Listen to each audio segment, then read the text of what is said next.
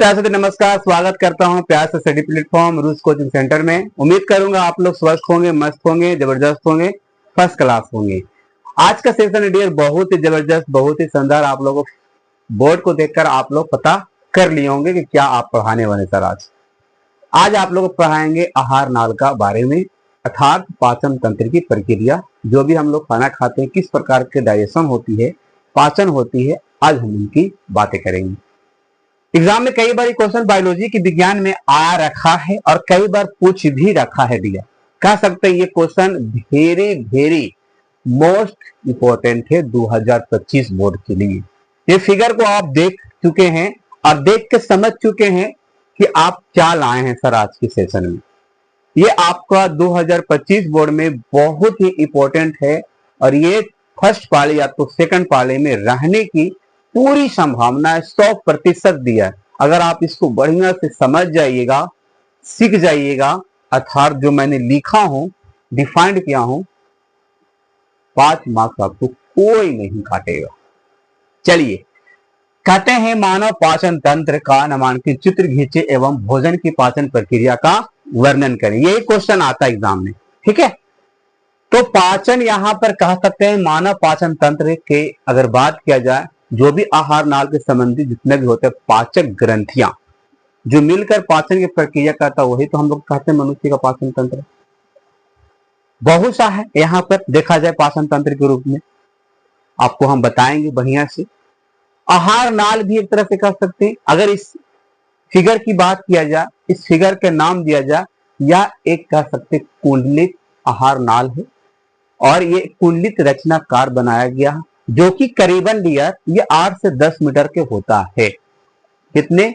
8 से 10 मीटर तक होता है, जो कि मुख गुहा से लेकर ये कह सकते हैं मल द्वार, जिसे कहते हैं जो खाना हम लोग खाते हैं, अंततः वो पाचन होकर एक कह सकते हैं अपशिष्ट पदार्थ बनकर वो बाहर होता है, जिसे कहते हैं हम लोग रेक्टम, अर्थात बड़ी आंत में जाकर पूरा तरह से खाना पच जाता है ना, और वो बाहर निकालता है। यही प्रक्रिया कहते हैं हम लोग आहार नाल डियर। उम्मीद करूंगा इसे कहते भी हम लोग पाचन तंत्र। जो खाना खाएं हम लोग, कुछ भी खाना खाएं, है ना, अपशिष्ट कह रहे हैं हम, कुछ भी हम लोग चावल दाल भात जो भी खाते हैं, वो जब खाना पचती है, पचने के बाद हमारे पेट में नहीं रहती है, वो रेक्टम के द्वारा, बड़ी आंत के द्वारा बाहर की ओर निकल जाती है। चलिए हम समझाते हैं। देखिए, ये आपको फिगर आप लोग को ड्रॉ करने के लिए आता है। क्वेश्चन रहेगा मानव पाचन तंत्र का नामांकित चित्र बनाइए। इस प्रकार का आपको चित्र बनाना होगा, तो प्रैक्टिस कर लीजिएगा इसको, ठीक है। और भोजन की पाचन प्रक्रिया का वर्णन करते हैं। पहला है मुख, जिसे कहते हैं ये मुंह, मुख गुहा एक कहते हैं। क्या कहते हैं हम लोग? मुख गुहा। अगर मुख गुहा की बात किया जाए तो हमने क्या लिखा यहाँ पर मैं पढ़ता हूं। मुख गुहा आहार नाल का पहला भाग है। क्या है?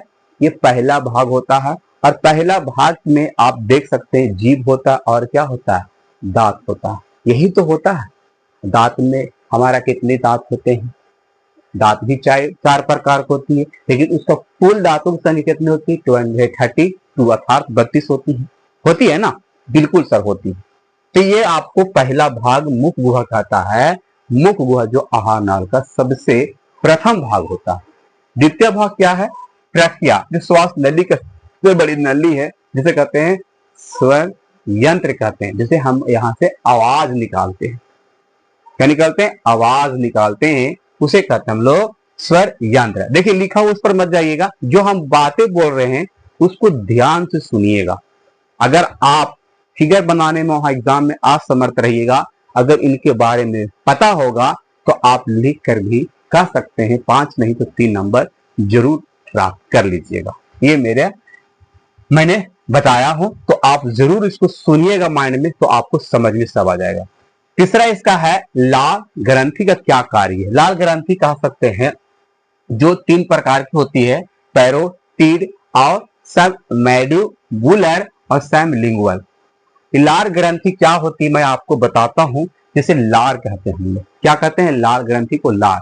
जैसे हम लोग खाना खाते हैं तो क्या खाना खाने से पहले हमारा मुंह में पानी रहता है? नहीं रहता। तो खाना जो वो हम लोग जाता है मुंह के जो अंदर, मुंह में हम लोग क्या करते हैं, पहले चबाते हैं। चबाने का काम हमारा दांत जो भी जाता है वो भी काम करता है। और यहाँ से वो जो लार होती है, लार, वो लार वही मिक्स करता है खाना को, उसी के द्वारा सनता है, वही लार ग्रंथि एरिया। तो लार ग्रंथि याद रखना 3 प्रकार की होती है। पैरोटिड होती है, सब मेडुलर होती है, लिंगुअल होती है। ग्रास नली का क्या काम है, मुख हुआ से लार से जो सना हुआ भोजन, जो लार ग्रंथि में खाना सनता है लार ग्रंथि के द्वारा, उसके बाद जो सनने के बाद जो खाना जाता है ना, सनने के बाद जो जाता है कहाँ जाता है, ग्रास नली में। कहाँ जाता है, ग्रास नली में जाता है। ठीक है, ग्रास नली में जाता है। ठीक है ना। आगे देखते हैं डायफ्राम। अब यहाँ पर ये भी लिखा गया ग्रास नली का मुख गुहा से लार से सना हुआ भोजन ग्रास नली में पहुंचता है, और वहां से पहुंचने के बाद फिर अमाशय में पहुंचता है। कहाँ पहुंचता है, अमाशय में फिर खाना हमारा पहुंचता है जो हम लोग खाते हैं। डायफ्राम समझते होंगे, जिसे कहते हम लोग फेफड़ा। डायफ्राम क्या करता है, फेफड़ा। अगर हम जब सांस लेते हैं तो फेफड़ा क्या करता है, इस प्रकार होता है, और जब छोड़ते हैं तो इस प्रकार, यानी कि जब लेते हैं तो इस प्रकार हो जाती है, अपने आप ऑटोमेटिक चिपक जाएगी, और जब छोड़ेंगे तो इस प्रकार हो जाएगा। डायफ्राम का यही काम है फेफड़ा का, यानी ऑक्सीजन लेना और छोड़ने का काम भी वही करता है। सर हमारा नाक तो करता है, बिल्कुल नहीं, उसके द्वारा छिद्र के द्वारा जाता है, लेकिन सबसे रोल होता है हमारा डायफ्राम, अर्थात जिसे कहते हैं हम लोग फेफड़ा, है ना। चलिए, तो सांस लेने में ये हमारा मदद करता है डायफ्राम। यकृत समझते बहुत बड़ा, ये हमारा शरीर का महत्वपूर्ण पार्ट होता है यकृत, जिसे कहते हैं हम लीवर। क्या कहते हैं उसे, लीवर कहते हैं। ये क्या है, यह शरीर का सबसे बड़ी ग्रंथि है, सबसे बड़ा ग्रंथि लीवर है। अगर जिस इंसान का लीवर डैमेज हो गया, खराब हो गया, तो समझिए उसका जीवन खत्म होने के कगार पर है। ठीक है, तो ये लीवर का भार भी देखा जाए 1.5 kg क्यों होता है, 1.5। सोचिए, सबसे बड़ा भूमिका हमारा बॉडी का यही निभाता, खाना का डाइजेशन, खाना का पाचन क्रिया करना, इसी का काम है। और वहां से निकलता है एक पित्त रस। क्या कहते हैं उसे, पित्त रस कहते हैं, जिसे कहते हैं हम लोग पित्त की थैली, वहीं से निकलता है हमारा, लीवर से। ठीक है, तो याद रखना लीवर कितने होते हैं, कितने केजी का होते हैं, 1.5 kg का होता है। और सबसे बड़ा हमारा लीवर जो है बॉडी का महत्वपूर्ण अंग है। ठीक है, चलो इस तरह से समझ गए होंगे बढ़िया से। पिलाहा क्या था, पिलाहा आपके शरीर में खून को फिल्ट्रेशन करता है।